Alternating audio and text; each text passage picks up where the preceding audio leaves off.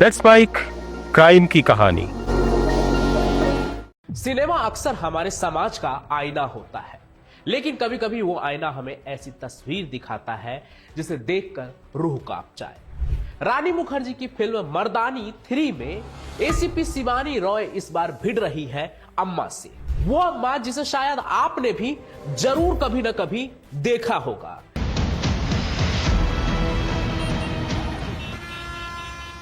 Imagine कीजिए, आप अपनी चमचमाती कार में बैठे हैं, बाहर बारिश हो रही है, आप अपने फोन को स्क्रॉल कर रहे हैं। अचानक आपकी कार के शीशे पर हल्की सी खटखट की आवाज सुनाई देती है, जैसा कि अक्सर आप ट्रैफिक सिग्नल पर रुकते होंगे तो गाड़ी पर सुनाई देती है। आप शीशा नीचे करते हैं, बाहर एक छोटी सी बच्ची खड़ी है जिसकी आंखों में डर है, भूख है और शायद एक अनकही पुकार है। आप उसे 10 रुपए का सिक्का या नोट दे देते हैं और शीशा ऊपर चढ़ा लेते हैं। आपको लगता है आपने एक पुण्य का काम किया है, लेकिन क्या होगा अगर मैं आपसे कहूं कि उस 10 रुपए के सिक्के से आपने उस बच्ची की मदद नहीं की, बल्कि उसकी मौत के वारंट पर साइन कर दिए हैं।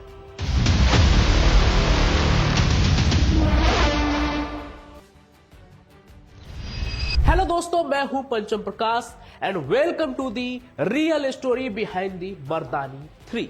आज हम मर्दानी फिल्म के पर्दे को हटाकर मिलेंगे उस अम्मा से जो शायद आपके पड़ोस में भी हो सकती है, या उस ट्रैफिक सिग्नल पर भी जहां से आप रोज गुजरते हैं, और उस कड़वे सच की भी बात करेंगे जिसे जानना आपके लिए और आपके परिवार के लिए बेहद जरूरी है, क्योंकि इस अम्मा के बगैर वो सबसे बड़ा माफिया चल ही नहीं सकता जिसे दुनिया बेगर माफिया के नाम से जानती है, और जो हमारे आसपास से गायब हो रहे बच्चों के पीछे की सबसे बड़ी वजह है।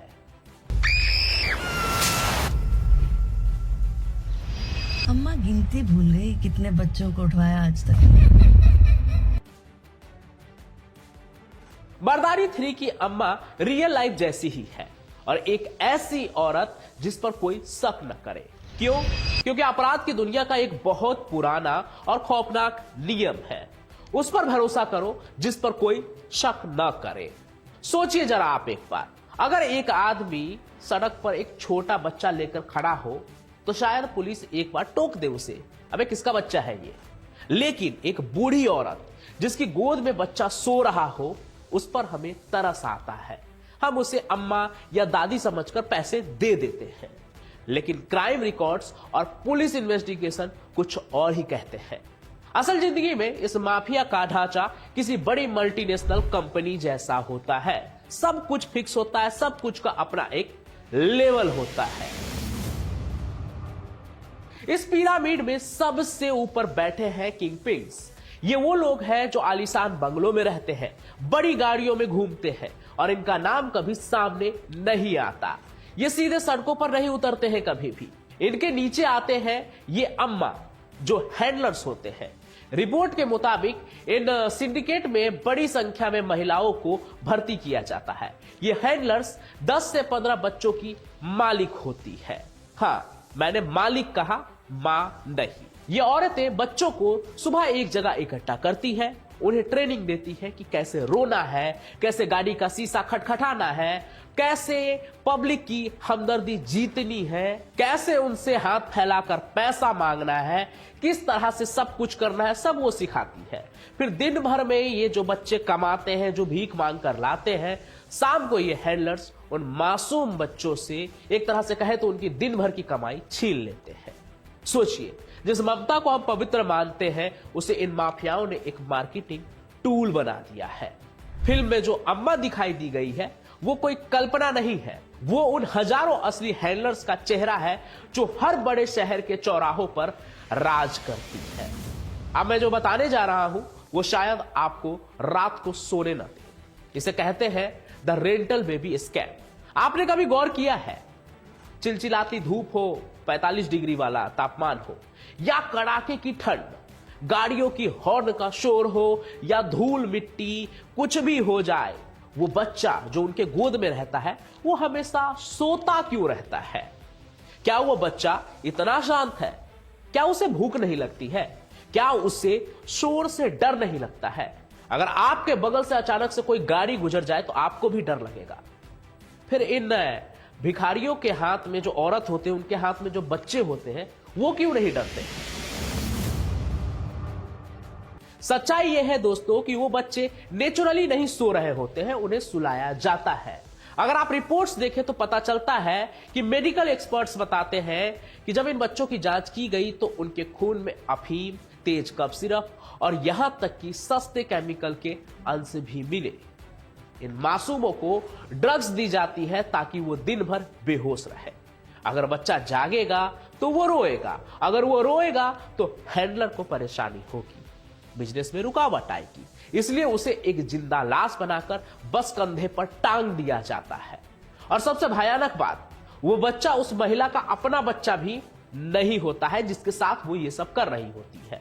ऐसे तो उनके पास जो भी बच्चे होते हैं वो कहीं ना कहीं से उठाकर लाए हुए बच्चे होते हैं, लेकिन कई मामलों में ये बच्चे किराए पर लिए जाते हैं। जी हां, आपने सही सुना, गरीब बस्तियों से उन मजदूर माँ बाप से जो 2 वक्त की रोटी के लिए तरसते हैं, इन बच्चों को कुछ पैसे देकर दिहाड़ी पर रेंट किया जाता है। शाम को बच्चा वापस कर दिया जाता है, बदले में कुछ पैसे भी, और सुबह फिर से उसे ड्रग्स देकर सड़क पर उतार दिया जाता है। फिल्म मर्दानी 3 में शिवानी शिवाजी रॉय इसी सिस्टम के खिलाफ जंग लड़ रही है, जहां एक इंसान की कीमत एक दिन के किराए से भी कम है। अब सवाल यह उठता है कि ये हजारों बच्चे आते कहां से हैं? क्या ये सब रेंटेड है? सब के सब? बिल्कुल नहीं, ऐसा नहीं है। एनसीआरबी यानी कि नेशनल क्राइम रिकॉर्ड्स ब्यूरो के आंकड़े किसी हॉरर फिल्म्स की स्क्रिप्ट से कम नहीं है। डेटा कहता है कि हर साल भारत में करीब 47,000 से 76,000 बच्चे गायब होते हैं पूरे भारत से। कुछ एनजीओ तो ये आंकड़ा 1 लाख के पार बताते हैं। इनमें से करीब 70 से 80% लड़कियां होती है, सिर्फ और सिर्फ लड़कियां।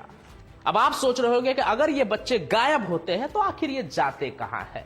कुछ बच्चे ऐसे भी गायब हो जाते हैं कि बिछड़ गए और कहीं से कहीं पहुंच गए, लेकिन जिनको गायब किया जाते हैं उन बच्चों का क्या होता है?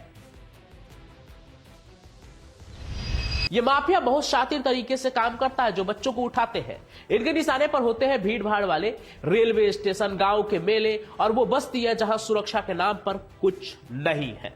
एक बार बच्चा किडनैप हुआ तो उसे तुरंत इंटर स्टेट ट्रैफिकिंग के जरिए दूसरे राज्य में भेज दिया जाता है। अगर बच्चा बिहार का है तो उसे चेन्नई भेज दिया जाएगा, अगर बच्चा दिल्ली का है तो उसे मुंबई या फिर किसी ऐसे स्टेट में भेज दिया जाएगा ताकि वहां पर भाषा अलग हो। वो इसलिए ताकि भाषा एक दीवार बन जाए। बच्चा अगर चिल्लाए भी, अपनी बात भी कहे तो आसपास के लोग उसकी भाषा न समझ सके। उसकी पहचान मिटा दी जाती है, उसके कपड़े बदल दिए जाते हैं और कई बार तो उनकी शक्ल भी बिगाड़ दी जाती है। कई मामलों में तो आपने ऐसा भी सुना होगा, ऐसा वो करते हैं कि बच्चों को इस तरह से टॉर्चर किया जाता है ताकि जब लोग बाहर उन्हें देखें तो उन बच्चों पर उनको दया आए और पैसा दे दे। फिल्म में भी दिखाया गया है कि कैसे एक लड़की को 10 लाख रुपए में बेचा जा रहा है। अब देखिए, यूं तो फिल्म में कई चीजें काल्पनिक भी होती है, बेशक से मर्दानी 3 में भी काफी चीजें काल्पनिक होगी, लेकिन ऐसा नहीं है कि हर चीज बढ़ा चढ़ा कर ही दिखाया गया है, या अगर दिखाया भी गया है तो ऐसा असल जिंदगी में ना हो रहा हो। इससे भी बहुत भयानक चीजें आम जिंदगी में होती है जो हम लोगों के नजर से ओझल होता है, या कुछ ऐसा पर्दा होता है कि सामने होते हुए भी हम नहीं देख पाते हैं। मासूमियत का ये बाजार अरबों लाख रुपए का है, तो 10 लाख की बात को आप छोड़ दीजिए। किडनैपिंग से लेकर ट्रैफिकिंग तक हर स्टेप पर पैसा जुड़ा हुआ है, और ट्रेनिंग वो किसी टॉर्चर सेल से कम नहीं होती। उन्हें मार पीट कर सिखाया जाता है, उन्हें अपनी पहचान भूलनी होगी ये उन्हें याद दिलाया जाता है बार बार टॉर्चर करके। जो बच्चा कभी स्कूल जाने का सपना देखता था उसे अब सिर्फ हाथ फैलाना सिखाया जाता है सड़कों पर लोगों के सामने। लेकिन क्या हम पूरी तरह से हार चुके हैं? क्या कोई शिवानी रॉय असल जिंदगी में नहीं है? बिल्कुल है, शिवानी रॉय असल जिंदगी में भी है। हमारी पुलिस फोर्स में ऐसे कई जाबाज अफसर हैं जो इन माफियाओं की नींद उड़ाए हुए हैं। भारत सरकार और पुलिस ने ऑपरेशन मुस्कान और ऑपरेशन स्माइल जैसे मिशन शुरू किए हैं। अकेले तेलंगाना में 2025 में एक ड्राइव के दौरान 7600 से ज्यादा बच्चों को रेस्क्यू किया गया। साइबराबाद पुलिस ने जनवरी 2026 में ऑपरेशन स्माइल एक बार फिर से लॉन्च किया है। ये टीमें रेलवे स्टेशनों, सिग्नलों और शेल्टर होम में जाकर उन बच्चों को ढूंढती है जो बरसों से अपने परिवार से बिछड़े हुए हैं, जिनके परिवार वाले उन्हें ढूंढने की कोशिश कर रहे हैं। आजकल तो पुलिस फेशियल रिकॉग्निशन और बड़े डेटाबेस का इस्तेमाल कर रही है बच्चों को ढूंढने के लिए। कई बार 10 साल पहले गायब हुआ बच्चा आज किसी ट्रैफिक सिग्नल पर भीख मांगते हुए मिल जाता है और अपनी मां से वो एक बार फिर से मिल पाता है।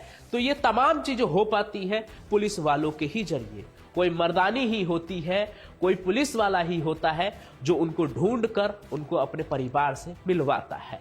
लेकिन चुनौतियों का ये पहाड़ बहुत बड़ा है। रिकवरी रेट आज भी सिर्फ 53% के आसपास है, यानी आधे बच्चे कभी वापस नहीं आते हैं। 10 गायब होते हैं तो 5 कभी अपने परिवार वालों से वापस नहीं मिल पाते हैं। वो या तो इस माफिया के अंधेरे में खो जाते हैं या फिर बड़े होने पर खुद इस अपराध का हिस्सा बन जाते हैं। फिल्म मर्दानी 3 हमें दिखाती है कि एक अफसर की हिम्मत क्या कर सकती है। अगर आपने नेटफ्लिक्स पर कपिल शर्मा वाले शो में मर्दानी 3 वाला एपिसोड देखा होगा तो आपने वहां भी ये जरूर देखा होगा कि वहां सिर्फ रानी मुखर्जी नहीं आई थी क्योंकि उनका फिल्म था, बल्कि असली जिंदगी की कई मर्दानी वहां आई थी जिन्होंने अपनी पुलिसिया जिंदगी वाली कई कहानी सुनाई, जहां पर उन्होंने अकेले कई सिंडिकेट से लड़ा, कई बच्चियों को बचाया, फिर चाहे वो किस तरह का केस हो, कहीं अबडक्शन हो या फिर किसी और तरह का केस हो कि कोई किसी को बहला फुसला कर ले जा रहा हो। तो ऐसे केसेस सॉल्व करने वाली कई मर्दानी उस शो में आई थी। तो अगर आपने वो एपिसोड देखा होगा तो आप कमेंट जरूर कीजिएगा, नहीं तो देख के आप बताइएगा। लेकिन सच्चाई ये है कि अकेले पुलिस इस जंग को नहीं जीत सकती है ये सच्चाई। उन्हें जरूरत है हमारी और आपकी। मतलब इसे ऐसे समझिए कि क्या आपने कभी सोचा है कि ये माफिया इतना कामयाब क्यों है, क्यों हजारों बच्चे गायब हो रहे हैं और ये धंधा एकदम फल फूल रहा है? इसका जवाब है हम खुद।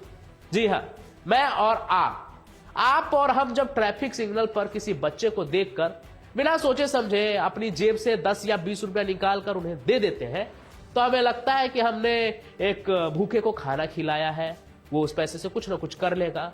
हमें लगता है कि हम बहुत अच्छे इंसान हैं, बहुत अच्छा काम कर रहे हैं।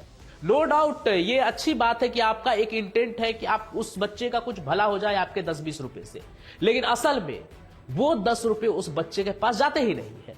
वो जाते हैं उस अम्मा के पास, उस किडनैपिंग किंग के पास। आपके दिए हुए पैसे इस बिजनेस के लिए फ्यूल का काम करता है। जितना पैसा आप सड़क पर देंगे उतनी ही डिमांड बढ़ेगी और जितनी डिमांड बढ़ेगी उतने ही ज्यादा बच्चे किडनैप होते रहेंगे।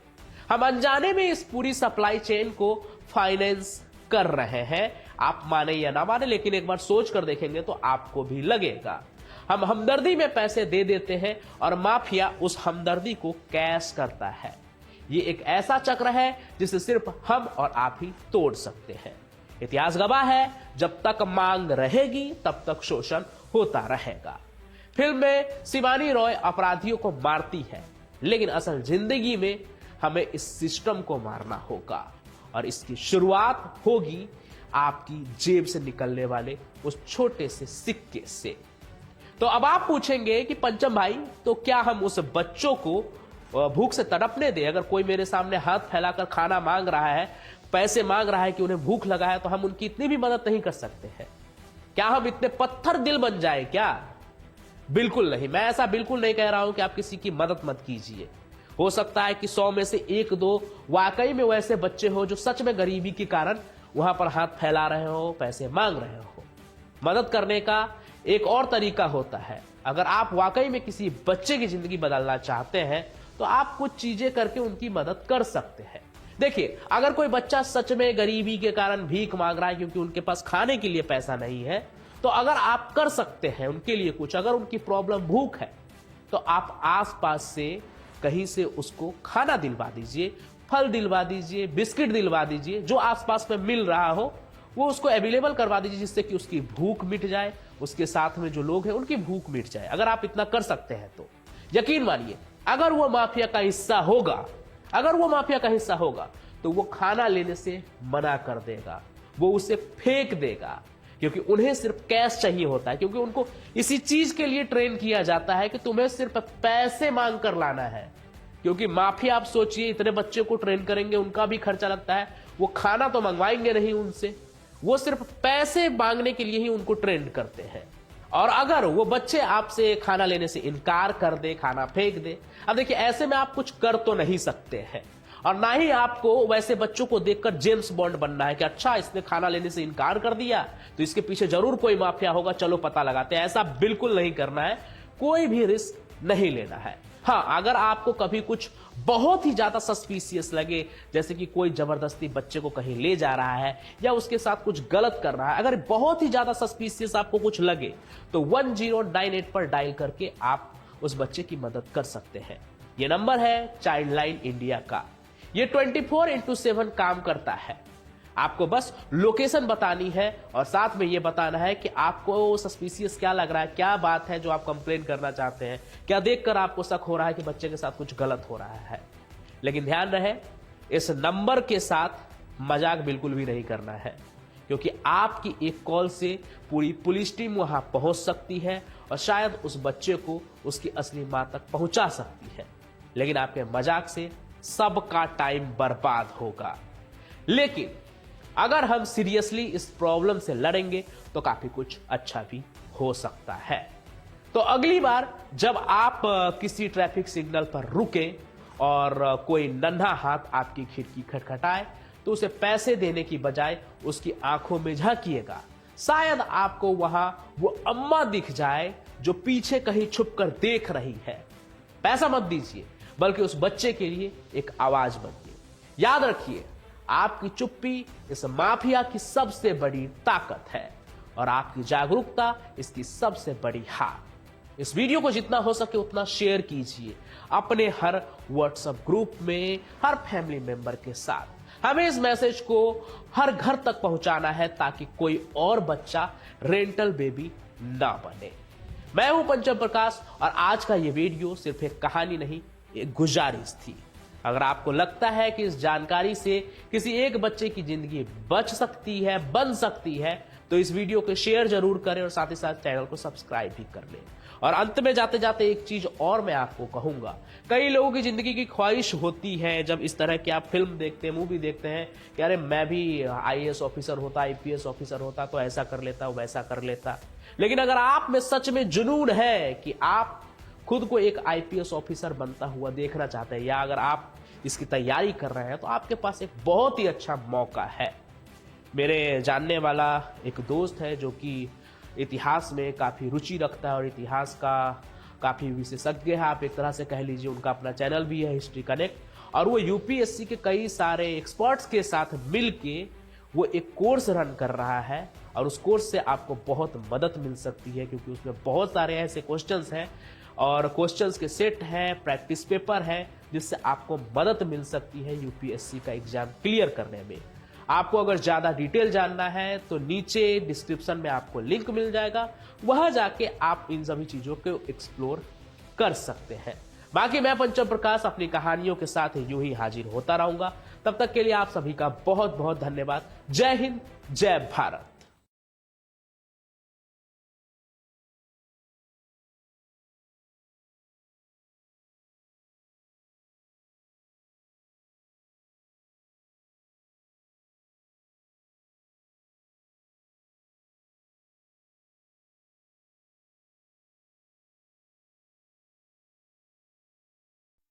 आप सुन रहे थे let's mind more than radio. Follow कीजिए हमें हमारे सोशल मीडिया प्लेटफॉर्म्स पर।